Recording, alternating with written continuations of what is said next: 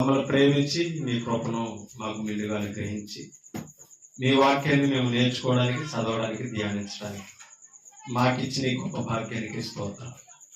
మీరు ఇచ్చిన తండ్రి పరిశుద్ధ గ్రంథం నుండి మీ లేఖనాలను మేము విడుచుండగా, నేర్చుకుంటుండగా మీ పరిశుద్ధాత్మ సహాయమును, సహకారం మాకు ఉంది.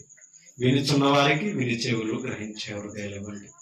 ప్రతి విధమైన శబ్దమును, అల్లరిని తండ్రి మరి మీకు వ్యతిరేకంగా మీ వాక్యానికి మరి తండ్రి ప్రతిదీ కూడా దూరపరచమని, మీ వాక్యానికి అనుకూలమైన పరిస్థితులు, సమయాలు మాకు కల్పించమని, మరి ముఖ్యంగా మీ ముందు మేమున్నామని, మీ మాటలు వింటున్నామని జ్ఞాపకం ఉంచుకొని భయముతో, వినయముతో, విధేయతతో మీకు లోబడే వాక్యాలు దయచేస్తారు.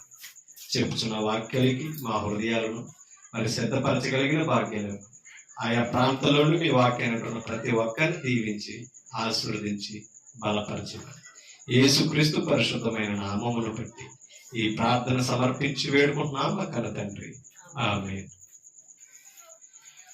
విలువైన దేవుని సంగతులు పరిశుద్ధ గ్రంథం నుంచి మనం నేర్చుకుందాం. దేవుడు మనకిచ్చిన సమయాన్ని సద్వినియోగపరుచుకుందాం. ప్రతి మాట మీద కూడా మీరు మనసు పెట్టాలని ప్రభు పేరట మిమ్మల్ని కోరుతాం. ఒకసారి కీర్తన గ్రంథంలోనికి మనం వెళ్తాం. కీర్తన గ్రంథము 9వ అధ్యాయం 10వ వచనాన్ని మనం చదువుతాం. కీర్తన గ్రంథము 9వ అధ్యాయం 10వ వచనం. యెహోవా నిన్ను ఆశ్రయించు వారిని నీవు విడిచిపెట్టువాడవు కావు. కావున నీ నామం ఎరిగిన వారు, అంటే దేవుడు ఎవరో తెలిసిన వారు దేవుణ్ణి ఏం చేయాలి? నమ్ముకోవాలి. నమ్ముకున్న వారు ఏం చేయాలి? ఆశ్రయించాలి. అదేనా చెప్తా అమ్మా, ఆయనని ఎప్పుడు ఆశ్రయించాలట. అందుకని యెహోవా నిన్ను ఆశ్రయించు వారిని నీవు విడిచిపెట్టవు. దేవుడు ఆ సమస్యలో ఆయన మీద అనుకున్నప్పుడు ఏం చేయడట? ఆయన విడిచిపెట్టడట. 9వ వచనం చదువుతాం. 9వ వచనం. నలిగిన వారికి తన మహాదుర్గమును. మీకు అర్థమవుతుందా? దేవుడు ఏమై ఉన్నాడట? మహాదుర్గం. ఎప్పుడు? అది అంటే దేవుని పనిలో, దేవుని యొక్క భక్తిలో ఎవరైతే నలుగుతున్నారో, శ్రమల పాలవుతున్నారో అమ్మా, వారికి మహాదుర్గం అవుతున్నట్ట. ఎవరో? దేవుడు. ఓకేనా? ఆపత్కాలములలో వారికి మహాదుర్గం అవుతాడట. అంటే ఆపత్కాలంలో యెహోవా మహాదుర్గం అవుతున్నాడు. నలిగిన వారికి మహాదుర్గం అవుతున్నాడు. ఎవరో? దేవుడు. ఇప్పుడు ఆపత్కాలంలో ఆయన దుర్గం అవ్వాలంటే ఏం చేయాలట? 10వ వచనంలో అదే చెప్పాడు. యెహోవా నిన్ను ఆశ్రయించు వారిని నీవు విడిచిపెట్టువాడు కాదు. ఆపదలు వచ్చినా, సమస్యలు వచ్చినా, కష్టం వచ్చినా దేవుణ్ణి మనం విడిచిపెడితే అమ్మా, దేవుడు మనకు ఆశ్రయం అవ్వడు. ఎన్నున్న దేవుణ్ణి ఆశ్రయిస్తే మనకేమవుతాడట? మహాదుర్గం. ఓకేనా? ఒక భరోసా, ధైర్యాన్ని దేవుడు మనకి ఇవ్వగలుగుతాడట. ఇక దేవుడే ఉండగా, అందుకనే దేవా నీవు నాకుండగా లోకంలోనిది నాకేది వద్దు అని అన్నాడు భక్తుడు. మనం ఎప్పుడు అర్థం చేసుకోవాలి, ఆపత్కాలంలో దేవుడు ఆశ్రయ దుర్గము. కాబట్టి మనం ఏం చేయాలంటే, ఆపత్కాలం అంటే ఆపద, శత్రువుల వలన ఆపద, కుటుంబాల వలన ఆపద, సమాజం వలన ఆపద, ఏమొచ్చినా సరే ఏం చేయాలి? మనం దేవుణ్ణి ఆశ్రయించడం నేర్చుకోవాలి. ఆపత్కాలంలో ఆయన మహాదుర్గం అంట. ఓకేనా? ఒక మాట మీకు చూపిస్తాను. నిర్గమకాండంలో అనుకున్నారు. నిర్గమకాండం 21 అధ్యాయం. నిర్గమకాండం 21 అధ్యాయం 14 వచనాలు చదువు. ఆ మాటలు చూడండి. అయితే ఒకడు తన పొరుగు వాని మీద దౌర్జన్యముగా, ఒక సహోదరుడి మీద ఎలా వస్తున్నాడట? అంటే అన్యాయం. దౌర్జన్యముగా వచ్చి కపటముగా చంపలేచిన ఎడల ఎవరు? ఒకడు. ఆ ఒకడెవరో? ఇశ్రాయేలుడు యెహోవా ఎరిగిన వాడు. మోషే ద్వారా తన ప్రజలతో చెప్తున్నాడు. అయితే ఒకడు తన పొరుగు వాని మీద దౌర్జన్యముగా, అంటే కోపంగా, కక్ష పెట్టుకొని వచ్చి కపటముగా, ఓకేనా, చంపలేచిన ఎడల వాడు ఎవరైతే కోపముతో తన పొరుగు వాడిని చంపాలనుకుంటున్నాడో. ఓకేనండి. వాడట నా బలిపీఠమును ఆశ్రయించినను వాడిని లాగి వేసి చంపే. అదేనా మోషే ద్వారా తన ప్రజలకి, ఇశ్రాయేలులకి ధర్మశాస్త్రము ద్వారా నేర్పిస్తున్న, విధిస్తున్న కట్టడలు ఇవి. ఓకేనండి. ఇందాకేమన్నాడు? ఆపత్కాలంలో నిన్ను ఆశ్రయించి వారిని నువ్వు విడిచిపెట్టమన్నాడు. అవునా? దావీదు గారు చెప్పిన మాట. ఆపత్కాలంలో ఆయనకున్న ఆపదలో, ఆయనకున్న కష్టములో ఎప్పుడు కూడా దేవుని ఏం చేయలేదంటే దావీదు విడిచిపెట్టలేదు. ఆపదలు ఉన్నవారు కూడా చెప్తున్నాడు, ఎవరైతే ఆపత్కాలంలో దేవుని ఆశ్రయిస్తారో దేవుడు వారికి మహాదుర్గం, ఆశ్రయదుర్గం. ఓకేనా? కానీ ఇక్కడ తన ప్రజలతో మోషే ద్వారా తెలియపరుస్తున్న మాటలు ఏంటంటే, ఒకడు అన్యాయముగా, కోపముతో, కపటముగా, ఓకేనా, చంపను ఆలోచించి ప్లాన్ చేసి చంపాలనుకున్నాడు అనుకోండి. అలాంటి వాడు తెలిస్తేనంట బలిపీఠం దగ్గరకు వచ్చి దేవునికి బలి అర్పించిన బలిపీఠం దగ్గర నుంచి లాగేమంటున్నాడు. ఎవరిని తెలుసా? ఎవరో యాజకుడు. బలిపీఠం కూడా బలి అర్పించేది ఎవరో? ఆయన ప్రజలే. మీకు అర్థమవుతుందా? యాజకుడు అర్పించాలి, లేవీలు ఉండాలి, వారు గుర్తించి చర్యలను బట్టి లాగేసి ఏం చేయాలి? ఎందుకంటే అతడు మరణ శిక్షణకు యోగ్యుడు. అర్థమైందా మీకు? అంటే మనలో కపటం ఉంచుకొని దేవుణ్ణి ఆశ్రయించడం సాధ్యం కాదు. ఓకేనా? కోపము, కపటము, అసూయ అన్ని విడిచిపెట్టి ప్రభు దగ్గర ఉండాలి. అది ఎప్పుడు మనం అర్థం చేసుకోవాలి. మనుషులుగా అవి మనకు కష్టం, కానీ దేవుని కొరకు త్యాగం చేయాలి అవి. ఓకేనా? అసూయ, కోపం, ద్వేషం, పగలో ప్రతీకారాలు ప్రభు దగ్గర ఉండకూడదు. అలా ధర్మశాస్త్రంలో ఎవరికన్నా ఉంటే అటువంటి దుర్బుద్ధితో నా బలిపీఠం దగ్గరికి వచ్చిన అసలు నేను వాళ్ళని అంగీకరించను, లాగి చంపేయండి అని చెప్పారు. ధర్మశాస్త్రం విధించింది అది. ఓకేనండి. కింద చదువుతాం 15వ వచనం. తన తండ్రినైనను తల్లినైనను కొట్టువాడు నిశ్చయముగా మరణ శిక్ష. ఇవాళ ఎంతమంది కొడతలేదు తల్లిదండ్రులు? అవునా? తల్లిదండ్రుల మీద ఎంతమంది బిడ్డలు తిరగబడతలేదు ఇవాళ. కానీ ధర్మశాస్త్రం దేవుడు తన ప్రజలకి చెప్పింది ఏంటి తెలుసండి? నేను ఇచ్చిన తల్లినైనా తండ్రినైనా ఎవరైనా కొడితే వాడు మరణ శిక్షకు పాత్రుడని దేవుడే డైరెక్ట్ చెప్పాడు. ఓకేనండి. అంటే ధర్మశాస్త్రం అంత కఠినంగా ఉంది. కారణం ఏంటంటే మనుషులు కూడా అలాగే ఉన్నారు కాబట్టి అటువంటి కఠినమైన చర్యలు దేవుడు తీసుకున్నాడు. అర్థమవుతుందండి? తల్లినైనను తండ్రినైనను కొట్టువాడు. అసలు కన్న తల్లిదండ్రులు కొట్టడం ఏంటండి? జన్మనిచ్చిన వారిని అంటే మన కొరకు పాటుపడి కనిపెట్టుకుని ప్రయాసపడుతున్న వారి మీద తిరగబడడం ఏంటండి? ఓకేనా? అలాంటి బుద్ధితో ఉన్నవాడు దేవుణ్ణి ఆశ్రయించిన దేవుడు ఒప్పుకోడట. ఇప్పుడు కాదండి, ధర్మశాస్త్ర కాలం అంగీకరించాల. ఒక మాట మీకు చూపిస్తాను, చూడండి. ద్వితీయోపదేశకాండంలోనికి మనం వెళ్తాం. ఎందుకు ఇలా జరుగుతుంది? 32 వచ్చి ద్వితీయోపదేశకాండం 32 వచ్చి తీసారు. 32వ అధ్యాయము 18 వచ్చిన చదువుతాను చూడండి. ద్వితీయోపదేశకాండం. నిన్ను పుట్టించిన ఆశ్రయదుర్గమును. ఏమైనా అర్థమైందా? నిన్ను పుట్టించిన ఆశ్రయదుర్గమును ఏం చేసావట అంటే అసలు ఏం చేయమని చెప్పాడు దావీదు? అది మోషే ద్వారా ఏమని చెప్పాడు? ఆశ్రయించాలని చెప్పాడు. ఓకేనా? నిన్ను పుట్టించిన ఆశ్రయదుర్గం. ఒక మాట ఇందాకేమన్నాడు? తల్లినైనను తండ్రినైనను కొట్టువారిని ఏం చేయమన్నాడు? మరణ శిక్షకు పాత్రుడు చంపండి అని చెప్పాడు దేవుడి ధర్మశాస్త్రం ద్వారా. కారణం ఏంటి తెలుసా? అసలు పుట్టించింది ఎవరట? అమ్మా, పుట్టించింది ఎవరట? దేవుడు. నువ్వు నేను ఈ లోకానికి రావడానికి తల్లిదండ్రులు ఇచ్చింది ఎవరు తెలుసా? అలా అంటే తల్లిదండ్రుల మీద తిరగబడిన, తల్లిదండ్రులు కొట్టిన ఎవరిని విసర్జిస్తున్నట్టు తెలుసా? పరమ తండ్రిని, పరమ దేవుణ్ణి మనం ఏం చేస్తున్నాం తెలుసా? విసర్జించుచున్నాము. అది ఒకవేళ తల్లిదండ్రులు ప్రేమిస్తే అర్థమవుతలేదా? ఇలాగే అర్థమవుతుందా?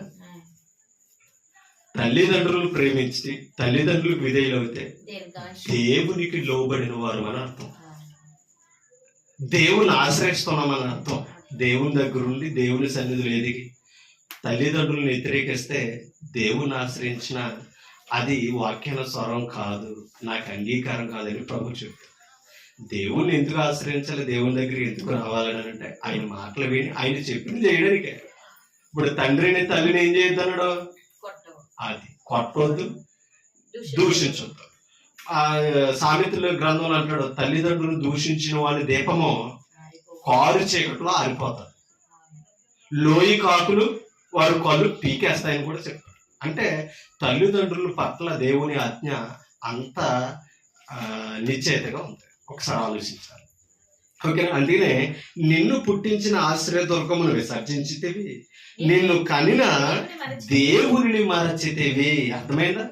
దేవుని మరచిపోయే వారందరూ కూడా తల్లిదండ్రుల విలువ తెలుసుకోవాలి, ధర్మాలు తెలుసుకోవాలి. అది అర్థం. ఓకేనా? అంటే ఇప్పుడు తల్లిదండ్రుల విలువ, కొడుకు విలువ, కుటుంబంలో మన చర్యల ధర్మాల విలువ తెలియాలంటే ఎవరు అవసరం? పుట్టించిన దేవుడు అవసరం. ఓకేనా? దేవుని నిబంధన అవసరం, దేవుని ఆజ్ఞలు అవసరం. అవే ఒక మనుషుని కట్టడి చేసేది, క్రమపరిచేది. ఓకేనండి? అందుకే ఇప్పుడు దేవుని మర్చిపోయారు కనుక దేవునికి వ్యతిరేకంగా నడుస్తున్నారు. దావీదు దేవుని ధర్మంలో నడుచుకున్నాడు కనుక దేవుని ఆశ్రయించాడు, కుటుంబానికి విధేయుడయ్యాడు. ఓకేనా? గొర్రె అప్పగించిన నా తండ్రి నన్ను అసహించుకుంటున్నాడు అని అనుకోలేదు ఎస్ఐని. అవునా? నాన్నగారులేమో యుద్ధంలో సైన్యములు నేర్పడతనం వేస్తూ వారిని గొప్పలు చేయాలనుకున్నాడు. నన్ను ఎక్కడెట్టాడు? అరణ్యములు గొర్రెల దగ్గర పెట్టాడు. ఈయన ఒక తండ్రిని ఏనాడు కూడా ద్వేషించలేదు, తండ్రిని అపార్థం చేసుకోలేదు. ఒకవేళ నాకు ఈ పని అప్పగించడేమో, ఈ పనిలో నమ్మకం ఉన్నామని సింహం వచ్చిన, ఎలుగుబట్టున వచ్చినా సరే ప్రాణాలకి తెగించి కాపాడాడు. అవునా కదా? ఆ నమ్మకం, ఆ ఒంటరితనం, ఆ అరణ్యంలో ఉన్నా సరే దావీదు కీర్తనలు పాడుతూ వాక్యానుసారంగా దేవుణ్ణి ఆశ్రయించాడు కాబట్టి సింహాసనం మీదకి తీసుకొచ్చి కూర్చోబెట్టాడు. గొర్రెల దొడ్లో నుంచి పిలిచాడు. ఎవరినే? అది నమ్మకం. దేవునికి లోబడి విధేయులైన వారు ఎప్పుడు గొప్పకుంటారు. అది మీరైనా సరే, నేనైనా సరే, మరొకరైనా సరే. ఆ విలువలు నేర్పేదే ఆయన సన్నిధి. ఓకేనంటే ఒక మాట మీకు చూపిస్తాను. న్యాయాధిపతుల గ్రంథంలోనికి మనం వెళ్తాం. న్యాయాధిపతుల గ్రంథం, న్యాయాధిపతుల గ్రంథము 10వ అధ్యాయం. న్యాయాధిపతుల గ్రంథము 10వ అధ్యాయం 13వ వచనం ఒకసారి మనం చదువు. 10వ అధ్యాయం 13వ వచనం. అయితే మీరు నన్ను విసర్జించి, ఓకేనా? ఇశ్రాయేలు దేవుని ఏం చేశారట? అయితే మీరు నన్ను విసర్జించి అన్య దేవతలను పూజించితిరి. ఎవరిని విడిచిపెట్టేశారు? అదే చెప్పండి, నిన్ను కనిన దేవుణ్ణి మరచితివి. అవునా? నిన్ను పుట్టించిన ఆశ్రయ దుర్గమును మరిచిపోతివి అని అన్నాడా లేదా? అమ్మా, ద్వితీయోపదేశకాండంలో చదివింది అదే కదా. నిన్ను పుట్టించిన ఆశ్రయ దుర్గమును మరిచితివి, నిన్ను కన్న దేవుణ్ణి మరచితివి అని అన్నాడు. ఎక్కడేమన్నాడు? ఆయన మరిచిపోవడానికి కారణం ఎవరట? ఏమా, దేవుని మరిచిపోవడానికి కారణం ఎవరు? దేవుడు కాదు. అది అంటే దేవుని విడిచిపెట్టి విగ్రహారాధనల వైపు తిరిగారు కనుక దేవుని మరిచిపోయారు. దేవుని మరిచిపోయారు కనుక వారు హృదయాల నుంచి ధర్మాలు పోయింది. అందుకనే తండ్రి లేదు, తల్లి లేదు, సహోదరుడు కూడా లేదు. సహోదరుడి మీద కపటం చేసి ఏం చేస్తున్నాడు? కోపంతో చంప చూస్తాడు, సమయం చూస్తున్నాడు అనమాట. కారణం ఏంటి తెలుసా? దేవుని మర్చిపోయాడు. సహోదరుడు విలువ తెలియలేదు, దేవుని మర్చిపోయాడు. కన్నవారి విలువ తెలియలేదు, దేవుని మర్చిపోయాడు. సమాజ విలువలు కూడా మర్చిపోయాడు. అందుకనే మీరు నన్ను విసర్జించి అన్య దేవతలను పూజించిరి కనుక నేను ఎక్కడో మిమ్మల్ని రక్షింపను. కానీ ఇందాక దావీదేమన్నాడు స్టార్టింగ్ లో? ఆపత్కాలములో ఒకని యెహోవాను ఆశ్రయించమని చెప్పాడు. అమ్మా, అవునే కదా? అంతేకాదు, యెహోవాను ఆశ్రయించు వారిని ఆయన ఎన్నడో త్రోసేయడని చెప్పాడు. త్రోసేస్తాడంటే కారణం కపటమైన హృదయం, దేవునికి వ్యతిరేకమైన తలంపులతో మనం దేవుని ఆశ్రయించిన నష్టపోతామని దేవుడు చెప్తుంది. మనం దేవునికి సమర్పితం అవ్వాలి.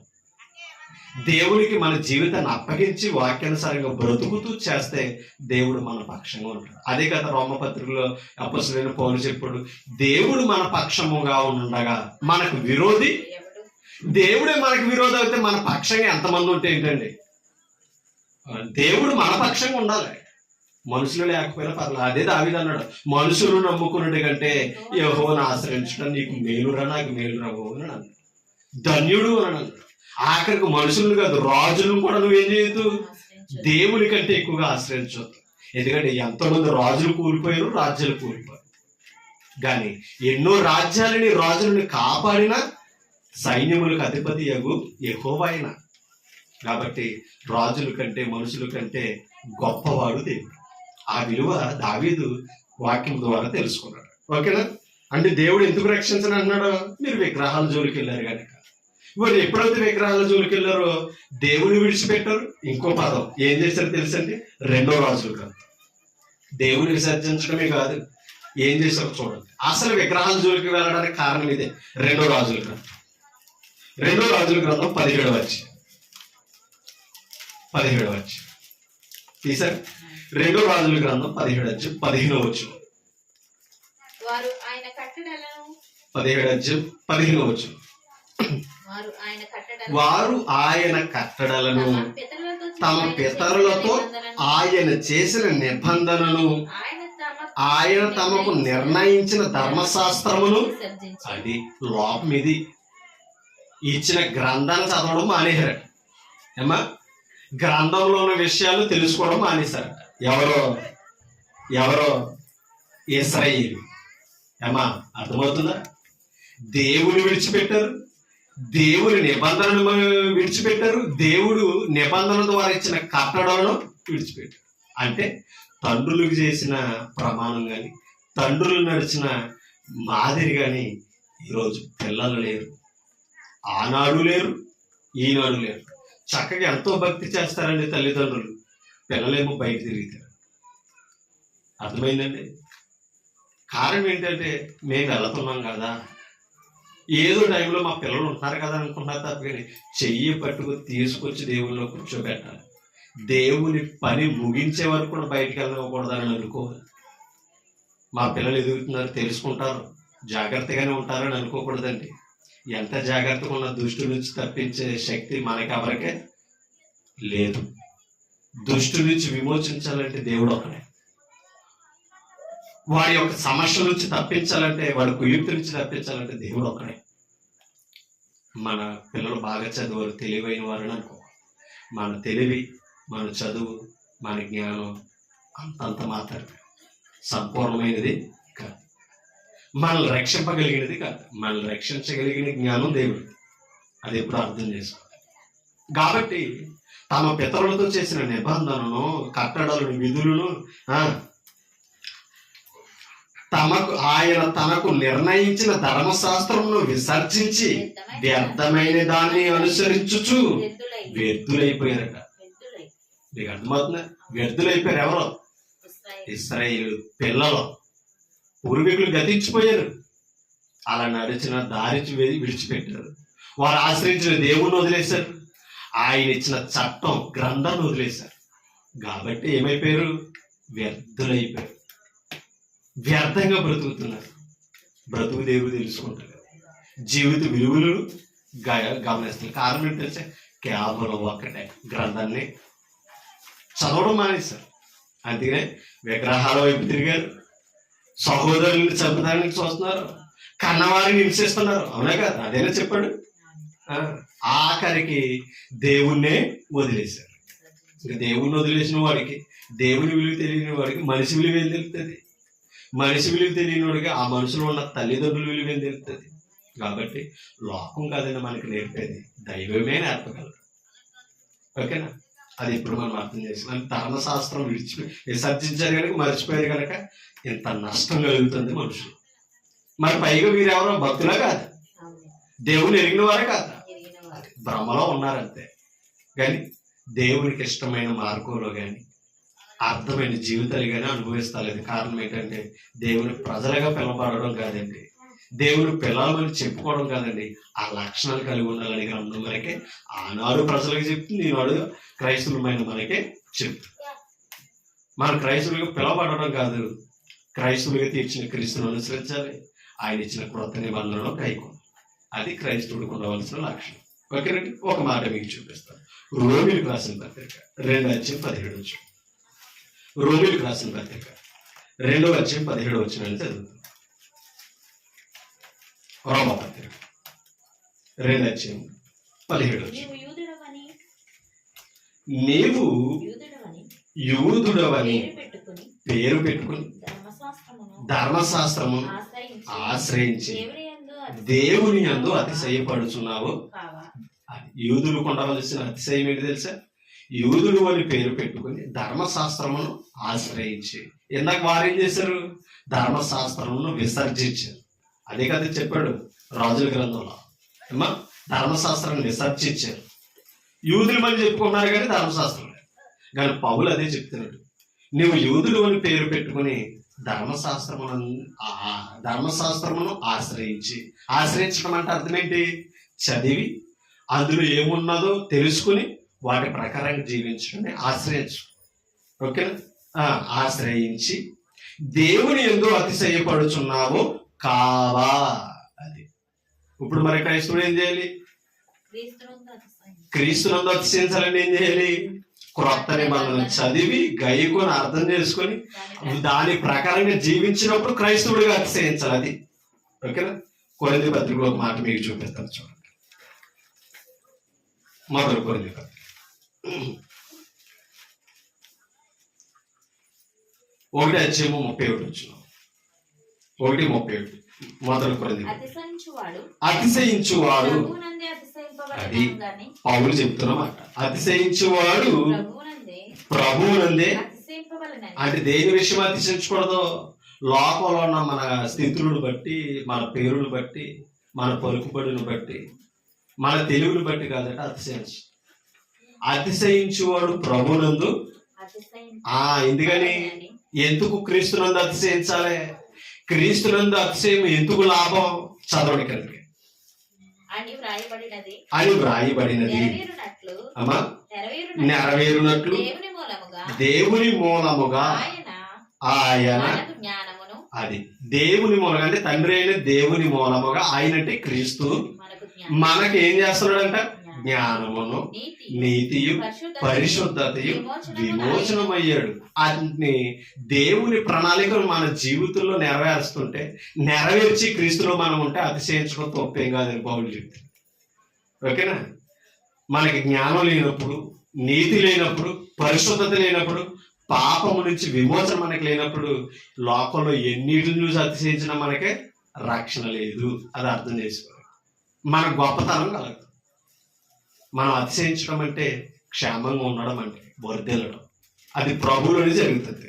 అందుకనే ఇందాక రోమపత్రికలో చెప్తున్నాడు, నీవు యూదుడు అని పేరు పెట్టుకుని ధర్మశాస్త్రం ఆశ్రయించి దేవుని యందు అతిశయపడుచున్నావు కాదా. అంటే యూదుడికి ఉన్న అతిశయం అది, క్రైస్తవుడికి ఉండవలసిన అతిశయం ఇది. ఓకేనండి, ఒక మాట మీకు చూపిస్తాను. 2 తిమోతి పత్రిక 3:5. 2 తిమోతి పత్రిక 3:5 చదువుదాం, చూడండి. అక్కడ ఒక మాట చెప్తున్నాడు పౌలే. 3:5 పైకి ఎవరు? ఆనాడు ఇశ్రాయేలులోనూ ఉన్నారు, ఈనాడు క్రైస్తవుల్లో కూడా. అది అర్థం చేసుకోవాలి. పైకి ఎలా ఉన్నారు? భక్తి గల వారి వలె ఉండి దాని శక్తిని ఆశ్రయించని వారినై. అది పైకి ఎలా కనబడుతున్నావు? ఏమా భక్తి పరులుగా కనబడుతున్నాం. భక్తి పరులు అనిపించుకోవడానికి మనం ఏం చేస్తామంటే ఎక్కువగా ప్రార్థనలు గడపడం, తెల్లని వస్త్రాలు వేసుకుని పరిశుద్ధులుగా పిలువబడే లక్షణాల్లో మనం ఉండడం, మరో విధంగా ఏ కార్యక్రమంలోనైనా మనం ఏం చేయడం? పార్టిసిపేట్ చేయడం, అంటే అందులో పాలు పంపులు పొందడం. అది భక్తి పరులుగా నిరూపించినా కాదా? నిరూపించింది. కానీ ఏం చేస్తలేదంట వారు తెలుసా? దాని శక్తిని ఆశ్రయిస్తలేదు. అంటే అర్థం ఏంటి తెలుసా? మనం ఎంత వైట్ డ్రెస్ వేసుకున్నా, ఎన్ని ప్రార్థనలు చేసినా, ఎన్ని మీటింగ్లకి వెళ్ళి వాక్యం నేర్చుకుంటున్నా, శక్తి ఆశ్రయించాలి. ఏంటి ఆ శక్తి? ఏంటి ఆ శక్తి? మీకు అర్థమవుతుందా? ఒక్కసారి మొదటి తెస్సలోనికీ రాసిన పత్రిక 1:5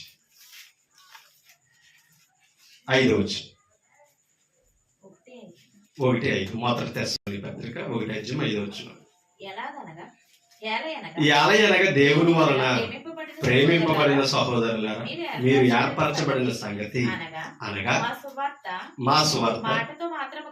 అంటే సువార్త ఇప్పుడు ఎలా ఉండకూడదు అంటే అర్థం ఏంటి? వాక్యం పక్కనెట్టి స్టోరీలు చెప్పకూడదు. ఓకేనా? వాక్యం పక్కనెట్టి లోక విషయాలే, అక్కడక్కడ జరిగిన విషయాలే చెప్పేసి సమయాన్ని గడిపేయకూడదు. సువార్త అనేది ఎప్పుడు సువార్తను బోధిస్తున్న ఆ సువార్తికుడు మాటల ద్వారా ఉండకూడదట. అదే చెప్పాడు, మా సువార్త మాటతో మాత్రం గాక శక్తితోను పరిశుద్ధాత్మతోను సంపూర్ణ నిశ్చయితతోను. అది అది ఇప్పుడు ఏమై ఉన్నదంటే సువార్త తెలుసా? శక్తి. ఓకేనా? సువార్తలో ఏముంది? సువార్తలో ఏముంది? శక్తి ఉంది. సువార్త అనేది ఏంటి? దేవుని వాక్యమే సువార్త. అవునా కాదు? సువార్త ఏది? వాక్యం. ఇప్పుడు వాక్యంలో ఏముంది? దేవుని శక్తి ఉంది. ఇప్పుడు ఆ దేవుని శక్తిని ఏం చేయాలి? పౌలు అదే చెప్పాడు 2 తిమోతిలో, దాని శక్తిని ఆశ్రయించాలి. అర్థమైందా? అంటే వాక్యం మీద మనసు పెట్టి, వాక్యాన్ని మనసులో పెట్టుకుని, వాక్య ప్రకారంగా మనం బ్రతికితే శక్తిని ఆశ్రయిస్తున్నట్టు అర్థం. ఏమ్మా?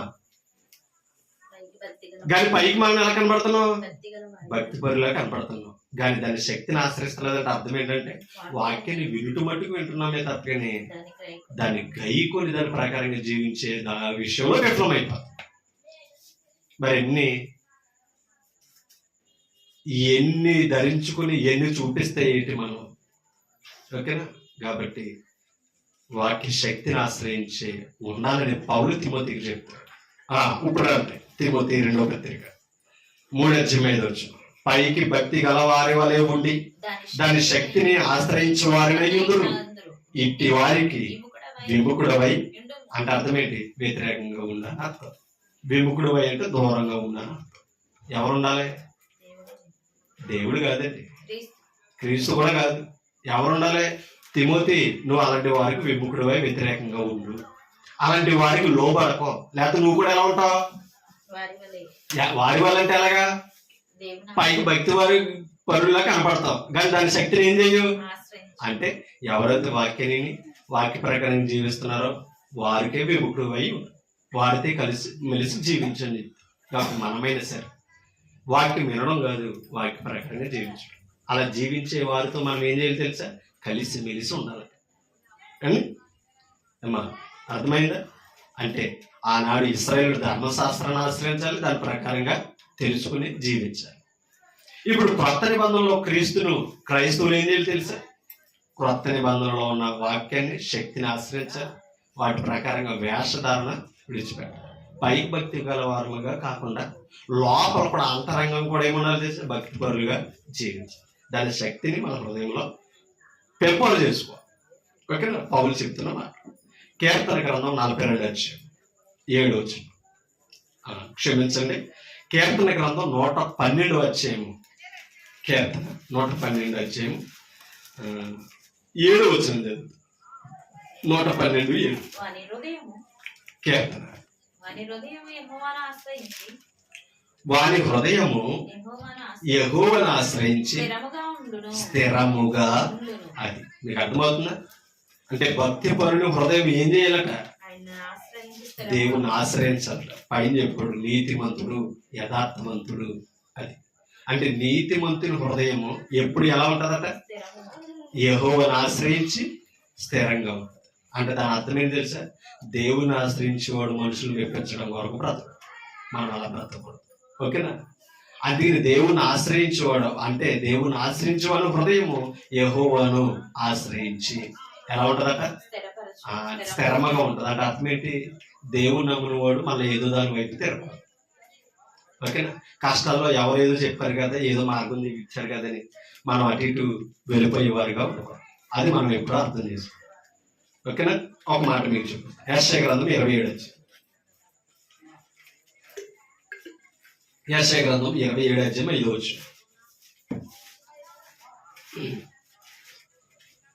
యెషయా గ్రంథం 27 5 ఎలాగున జరగకుండానట్లు అది దేవుని ఏం చేయాలంట?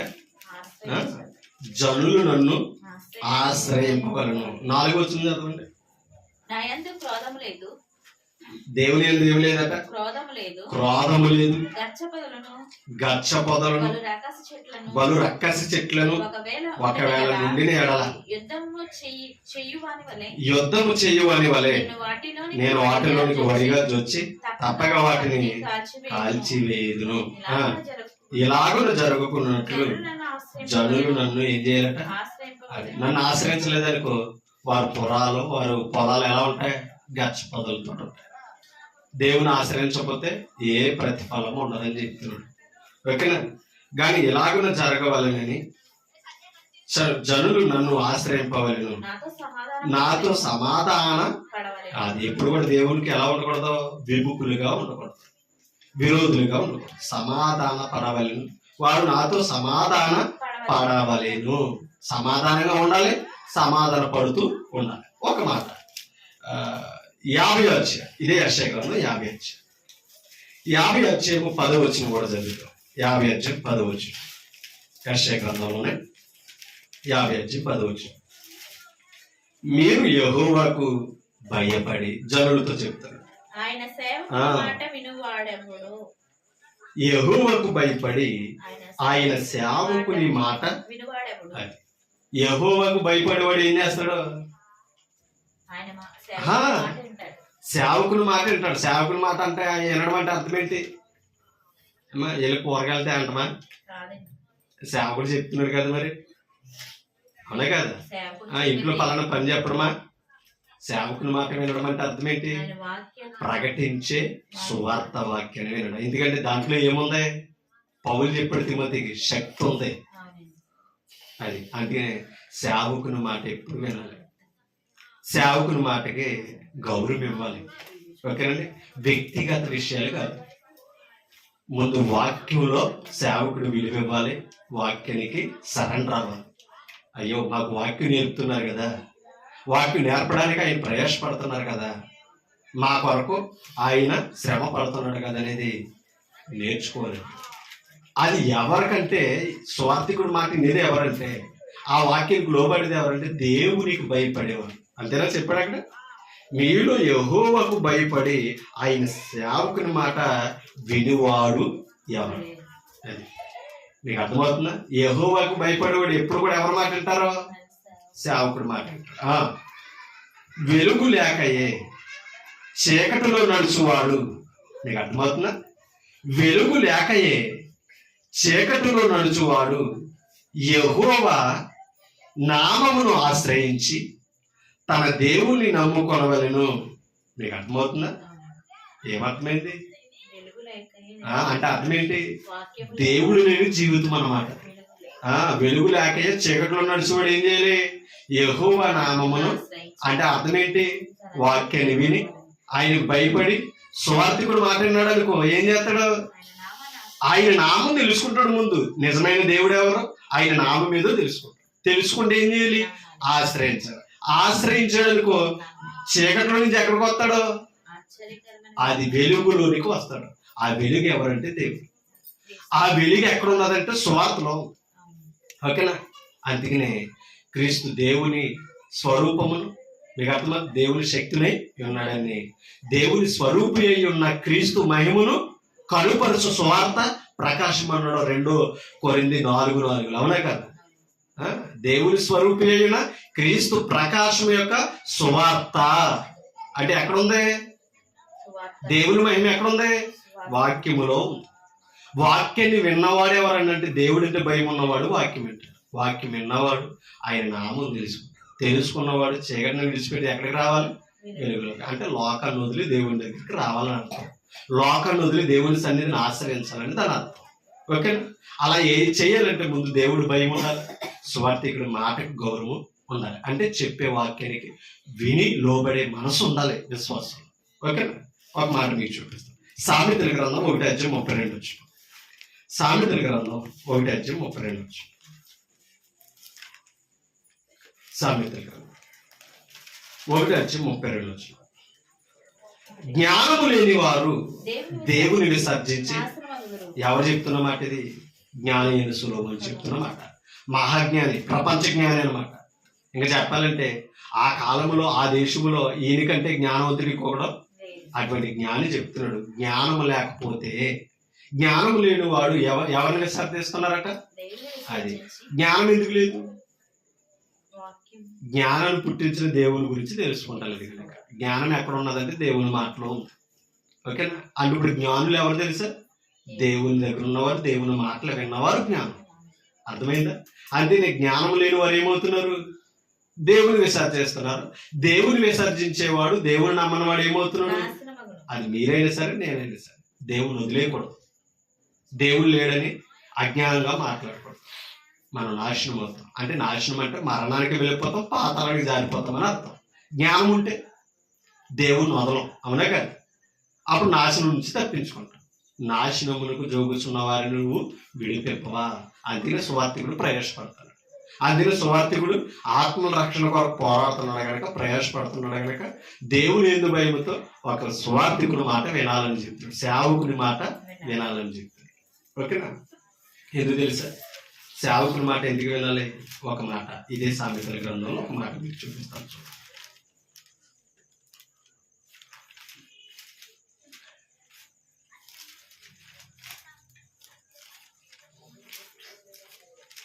సామెతల గ్రంథంలో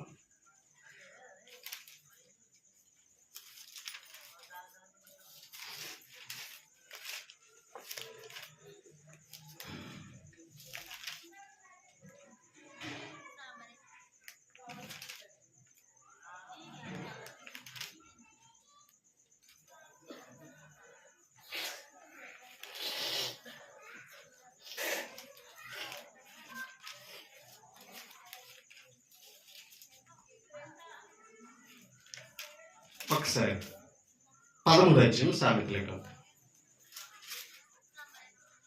తీసారు. 20వ వచనం చదవండి. జ్ఞానుల సహవాసము చేయువాడు. అది మీకు అర్థం. జ్ఞానం లేక ఏమవుతున్నారు?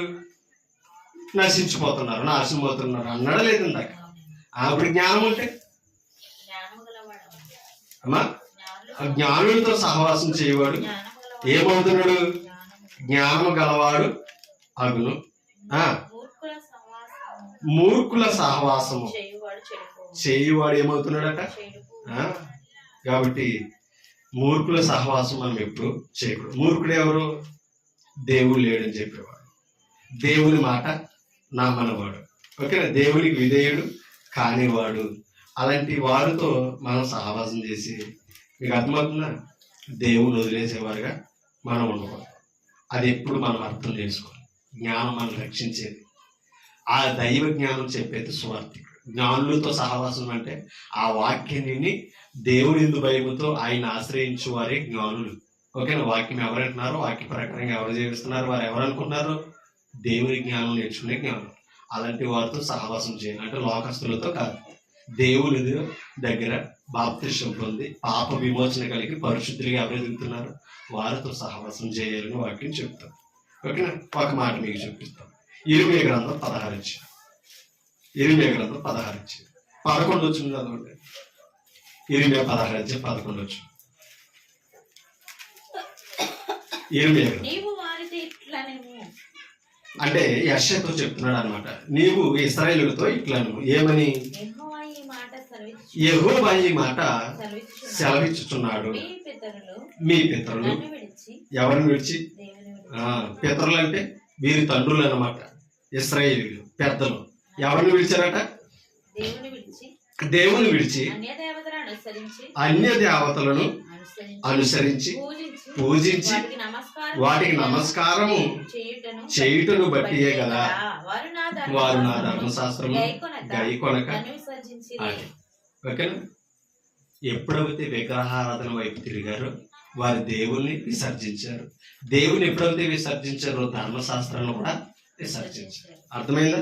దేవుడు ధర్మశాస్త్రాన్ని ఎప్పుడైతే గైకొనలేదో విసర్జించారో దేవుని కూడా మొత్తం వదిలేశారు. మనం కూడా ఒక మాట అర్థం చేసుకోం. వాక్యం వినడం మానేస్తే దేవుని విలువ మనలో నుంచి తగ్గిపోతుంది. ఎందుకంటే వినటం వలన ఇప్పుడు విశ్వాసం లేనప్పుడు దేవుని ఎలా నమ్ముతాం? ఓకేనా? దేవుని నమ్ముతలేదంటే ఏం లేదు మనలో, విశ్వాసం లేదు. విశ్వాసం ఎందుకుంటా లేదు? వాక్యం వినడం లేదు. వాక్యం ఏంటంటే ఎందుకు వినడం లేదు? సంఘానికి రాలేదు. అవునే కదా? కాబట్టి అందుకనే దేవుని దగ్గరికి రావడం మానేయకూడదు. వాక్యం వినడం లోపం అవ్వకూడదు. ఓకేనా? ఆఖరికి మనం దేవుణ్ణి వదిలేసే స్థాయికి వెళ్ళిపోకూడదు. ఎందుకంటే దేవుని వదిలేసి మనం ఎదగలేదు. దేవుని వదిలేసి రక్షణతో ఉండలేదు. అని తీసుకు. ఓకేనా? ఒక మాట మీకు చూపిస్తాను. రోమిలికి రాసిన పత్రిక 11:2 ముగిలిపోయింది. రోమపత్రిక 11:2 చూడదమ్మా. 11:2 తాను ముందెరిగిన తన ప్రజలను ఏం చేయలేదు, దేవుడు విసర్జించలేదు. ముందెరిగిన అంటే ఇశ్రాయేలుడు అంటే అబ్రహాము, ఇస్సాకు, యాకోబులు కుమారుడు ఇశ్రాయేలుడు అందరిని దేవుడు ఏం చేయలేదు? ముందెరిగిన ప్రజలను విసర్జించలేదు. కాబట్టి ఐగుప్తుల నుంచి కానాను వరకు నడిపించడానికి ఎంతో ప్రేమించాడు. ముందెరిగిన తన ప్రజలను విసర్జించలేదు. కానీ ఇర్మీయాలో చదువు, ఇశ్రాయేలు పితరులే ఎవరిని విసర్జించారు? అన్య దేవతల వైపు తిరిగి. అవునా? చదివే కదా, ఇప్పుడే చదివచ్చాం కదా ఇక్కడికి మనం. అన్య దేవతలను అనుసరించి ఈ ధర్మశాస్త్రమును విసర్జించి నన్ను కూడా ఏం చేశారు? విసర్జించారు. దేవుని అనుసరించారు. కాబట్టి ఇక్కడ చెప్తున్నాడు, ఇశ్రాయేలులైనా విసర్జించారేమో తప్ప కానీ ఇశ్రాయేలుని దేవుడు ఎక్కడ విసర్జించారు. ఒక విషయం మనం అర్థం చేసుకోవాలి. మనమైన దేవుడు మర్చిపోతున్నాం కానీ దేవుడు మనం మర్చిపోతున్నాడా? చెప్పండి. మర్చిపోతే 2026 చూద్దామా? మర్చిపోతే 2026 ఫిబ్రవరిలో ఉందమా? ఆలోచించాలి. దేవుడు మనల్ని మర్చిపోలేదు కాబట్టి మనం ఇంకా ఉనికి కలిగి చాలిస్తాం. దేవుని మర్చిపోకూడదు. ఇంక ఈ రోజైనా దేవుని వెతుకుతామేమని ఆయన ఆకాశం నుండి చూసి నరులను ఏం చేస్తున్నాడు? పరీక్షిస్తున్నాడు. కాబట్టి ఆయన పరిశీలనలో దేవుడు ఎక్కడున్నాడో ఎవరో తెలుసుకోవాల్సిన విషయం మన మీద ఉంది. మొదటి పేతురు పత్రిక 3:5 మొదటి పేతురు పత్రిక 3:5 మొదటి పేతురు. అటువలే పూర్వము దేవుని ఆశ్రయించిన మీకన్నా పూర్వకాలంలోనే ఇశ్రాయేలులు కొంతమంది విసర్జించారు. ఆ కాలములోనే దేవుని ఆశ్రయించిన పరిశుద్ధ అది దేవుని ఆశ్రయించిన స్త్రీలు కూడా పరిశుద్ధులుగా తీర్చబడ్డారు. పరిశుద్ధాత్ముడు సెలవిస్తున్న మాట మరలా క్రొత్త నిబంధన కాలములో పూర్వమందున్న పాత నిబంధన స్త్రీలు గురిపెట్టి చెప్తున్నాడంటే వారు ఎంత పద్ధతిగా బ్రతికారంటారు, ఎంత భక్తితో దేవుడి దగ్గర జీవించారంటారు. ఓకేనా? దేవుని ఆశ్రయించారు కనుక పరిశుద్ధంగా ఉన్నారు. పరిశుద్ధంగా ఉన్నారు కనుక గ్రంథంలో రాయబడ్డారు. అవునా కదా? కాబట్టి దేవుని ఆశ్రయించి మనం పరిశుద్ధులుగా ఉండి దేవుడికి ఇష్టంగా జీవిస్తే పరలోకమే తప్పకుండా పాతాళం కాదు అంటే. ఓకేనండి? పూర్వము దేవుని ఆశ్రయించిన పరిశుద్ధ స్త్రీలు తమ స్వపురుషులకు లోబడి ఉండుట చేత తమ్ముడు తాము అది గుణవతిలుగా ప్రతిభతలుగా తమ సొంత పురుషులకు లోబడ్డారు. దేవుని బట్టి అనుకున్నారు? దేవుని దగ్గర ఉండబట్టి దేవుని జ్ఞానాన్ని తెలియదు. అవునా కదా? అదే బిడ్డలు కూడా దేవుని దగ్గర ఉంటే, దేవుని ఆశ్రయిస్తే తల్లిదండ్రులను కొడతారా? తన పొరుగు వాళ్ళని సంపరంగా అవుతారు. ఇదే కదా చదువుకుని వచ్చాం మనం. కానీ భర్తని విసర్జించలేదు స్త్రీలు. కారణం ఏంటి తెలుసా? భర్త విలువ బోధించిన దేవుణ్ణి ఆశ్రయించారు. కొలసీలకు రాసిన పత్రిక 2:11 కొలసీ పత్రిక 2:11 త్వర ముగింపు వైపు నేను వెళ్తాను. కొలసీలకు రాసిన పత్రిక 2:11 మీరును క్రీస్తు సున్నతి యందు శరీరేచ్ఛలతో కూడిన స్వభావం అంటే అర్థం ఏంటి? సున్నతి అనగా బాప్తిసం. ఓకేనా? క్రీస్తు సున్నతి అంటే అర్థం ఏంటనుకున్నారు? బాప్తిసం. మీరును క్రీస్తు సున్నతి అంటే బాప్తిసమునందు శరీరేచ్ఛలతో కూడిన స్వభావమును ఏం చేయాలంటే మనం అది శరీర కోరికలను మనం విసర్జించాం. ఇప్పుడు మళ్ళా పరిశుద్ధపరచబడి సంఘంలో ఎదుగుతున్నాము. శరీరేచ్ఛలను పెంచుకోకూడదు, విసర్జించి ఆయన యందు చేతులతో చేయబడని అది అంటే పాత నిబంధనలతో చేతులతో చేయబడిన సున్నతిలో ఉన్నారు. క్రీస్తులో మీరు ఏ సున్నతి పొందారు అంటే వారికి ఇశ్రాయేలీయులు సున్నతి విలువ తెలిసిన వాళ్ళు ఉన్నారు కనుక బాప్తిసం విలువ పెంచడానికి సున్నతి నీతిని మాట్లాడతారు. సున్నతి పొందాలని చెప్తలేదు. అది సున్నతి పాత నిబంధన ప్రకారం చేతులతో చేశారు. ఈ క్రొత్త నిబంధన సున్నతి క్రీస్తులో చేతులతో చేయబడినది. ఈ చేతులతో చేయబడిన సున్నతి పొందిన వారు శరీరేచ్ఛలను విసర్జించారు. ఓకేనా? శరీరేచ్ఛలను విసర్జించాలి. అంతే తప్ప మీరు దేవుని విసర్జించకూడదు, వాక్యాన్ని విసర్జించకూడదు. 1 తిమోతి పత్రిక 4:17 1 తిమోతి 4:17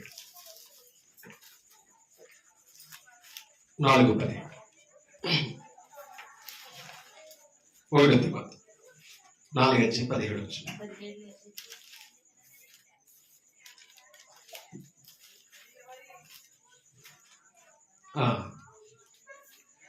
2 తిమోతి 4:17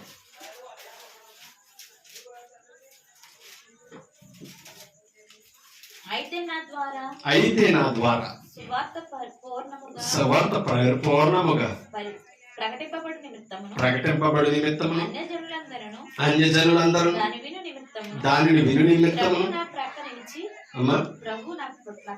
ప్రభు నా పక్క నిలిచి నన్ను బలపరిచిన గనుక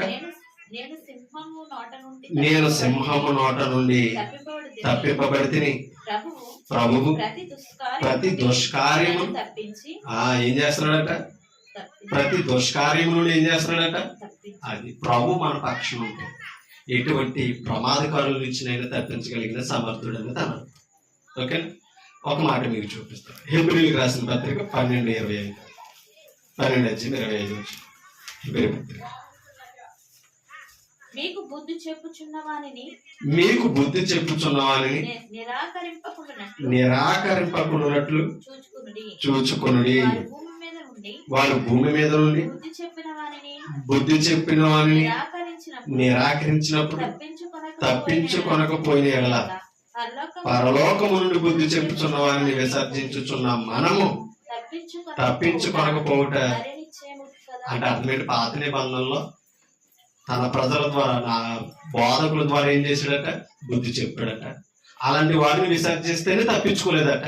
ఇప్పుడు మనం క్రీస్తులో డైరెక్ట్ పరలోకం నుంచి వచ్చిన క్రీస్తు చేత మనం బుద్ధి చెప్పించుకో. ఆయన విసర్జిస్తే, ఆయన విడిచిపెడితే మనం తప్పించుకున్నట మరి నిశ్చయిత తప్పించుకోలేమని ఇక్కడ చెప్తాడు. ఓకేనా? మరలా చదువు. పరలోకము నుండి బుద్ధి చెప్పుచున్న వారిని విసర్జించు మనము తప్పించుకొనకపోవట మరి నిశ్చయము కదా. కాబట్టి క్రీస్తు పరలోక సంబంధం, మనకు అక్కడి నుంచి బుద్ధి చెప్తాడు. భూ సంబంధుడు కాదు, మనకు బుద్ధి చెప్తాడు. అలాంటి క్రీస్తుని మనం విసర్జిస్తే మనం తప్పించుకోనకపోవట మరి నిశ్చయం. పేతురు 2వ పత్రిక 2 మొదటి వచ్చు మొదటి 2 పేతురు 2:1 మరియు అబద్ధ ప్రవక్తలు ప్రజలలో ఉండిరి, అటువలనే మీలోను. అది అంటే మన పితరులైన ఇశ్రాయేలు కాలంలో ఎవరున్నారు? అబద్ధ ప్రవక్తలు ఉన్నారు. ఇప్పుడు క్రైస్తవులు ఎవరున్నారట? అబద్ధ బోధకులు ఉన్నారు కూడా. ఓకేనా? ముందురు వీరు తమ్ముడు కొరిన ప్రభువును కూడా. అది అమ్మా, క్రీస్తుని ఏం చేస్తున్నారట? ఎవరో అబద్ధ బోధకులు క్రీస్తుని విసర్జించి క్రీస్తు స్వరక్తిని సంపాదించిన సంఘాన్ని విసర్జిస్తున్నారంటే కారణం ఏం తెలుసా? ధర్మశాస్త్రం ఇశ్రాయేలు ఎలా విసర్జించారో క్రొత్త నిబంధనలో క్రైస్తవులు విసర్జిస్తారు. అర్థం చేసుకోకపోవడం వల్ల క్రీస్తుని విసర్జిస్తారు. ఆయన నామాన్ని, ఆయన సంఘాన్ని ఒప్పుకోకపోవడమే క్రీస్తుని విసర్జించడం. ఓకేనా? వీరు తమను కొనిన ప్రభువును కూడా విసర్జించుచు తమకు తామే శీఘ్రముగా నాశనము కలుగు చేసుకొనచ్చు నాశనకరమగు భిన్నాభిప్రాయములను రహస్యముగా బోధిస్తారు. కాబట్టి అలాంటి వారి నుంచి మనం జాగ్రత్తగా ఉండాలి. భిన్నాభిప్రాయాలు మనం విడిచిపెట్టాలి. అబద్ధ బోధలు ఏదో తెలుసుకోవాలి, సత్య బోధ ఏదో తెలుసుకోవాలి, వాక్యానుసరమైన బోధ ఏదో తెలుసుకోలేదనుకోండి, బోధించే అబద్ధకుడు ఎవరు విసర్జిస్తున్నారు? తమను కొన్న ప్రభువును. మనం విలువ పెట్టి కొనబడిన వారు క్రీస్తు. దేవుడు తన స్వరక్తం ఇచ్చి సంపాదించి, ఓకేనా, రక్తం ఇచ్చి కొన్నాడు. ఎవరిని? క్రైస్తవులు. కాబట్టి ఆ రక్తం ఇచ్చి కొన్న సంఘమే క్రీస్తు సంఘం. ఆ క్రీస్తుని, ఆయన సంఘాన్ని విసర్జిస్తున్న వారు ఎవరంటే అబద్ధికులు. సత్యవంతులు ఎవరంటే ఆ విలువలు తెలుసుకుని క్రొత్త నిబంధన ద్వారా ఆయన రాజ్యములు, ఆయన సంఘములో వాక్యానుసారంగా ఎదుగుతున్నవారు. కాబట్టి మనుషులను ఆశ్రయిస్తున్నామా? దేవుని శక్తి అయ్యున్న వాక్యాన్ని ఆశ్రయిస్తున్నామా? కాబట్టి ముందు నుంచి అదే చెప్పాడు. ఇశ్రాయేలుడు ధర్మశాస్త్రాన్ని ఆశ్రయించలేదు, దేవుని ఆశ్రయించలేదు, విడిచిపెట్టి నాశనమయ్యారు. ఆశ్రయించిన వాడికి ఆయన మహాదుర్గము, మహాబలము, ఆశ్రయించి స్థిరముగా ఉన్నారు. అవునే కాదు? కాబట్టి ఆనాడు ఉన్నారు ఆశ్రయించిన వారు, ఈనాడు ఉన్నారు. ఈనాడు క్రీస్తుని ఆశ్రయించడం అంటే వాక్యాన్ని ఆశ్రయించడం, వాక్యాన్ని ఆశ్రయించడం అంటే సంఘాన్ని ఆశ్రయించడం. వాక్యాన్ని ఆశ్రయిస్తేనే సంఘం విలువ తెలుస్తుంది, సంఘం విలువ తెలిస్తే సంఘం కొరకు రక్తం ఇచ్చి కొన్న క్రీస్తు విలువ తెలుస్తుంది. ఆయన విలువ తెలిసిన వాడే పరలోకానికి అర్హుడిగా ఉంటాడు. ఆయన విలువ తెలియకపోతే మనం నాశనం అవుతున్నాం బైబిల్ చెప్తుంది. అలా మనం నాశనం అవ్వద్దు. నాశనంకు జోగుతున్న వారిని విడిపించేవాడే సువార్తికుడు. అటువంటి గొప్ప పని మీకు నాకు అప్పగించాడు. నమ్మకం ఉందో దేవుని ఆశ్రయిద్దాం, వాక్యానుసరమైన బ్రతుకులు బ్రతుకుతాం. మన ద్వారా దేవునికి మహిమ తేవాలి. నన్ను నేను హెచ్చరించుకోండి, మిమ్మల్ని హెచ్చరిస్తాం. ఓపిక నేను అందరికీ ఉన్నాను. సైలెంట్ ఉంటారంటే ఇంటి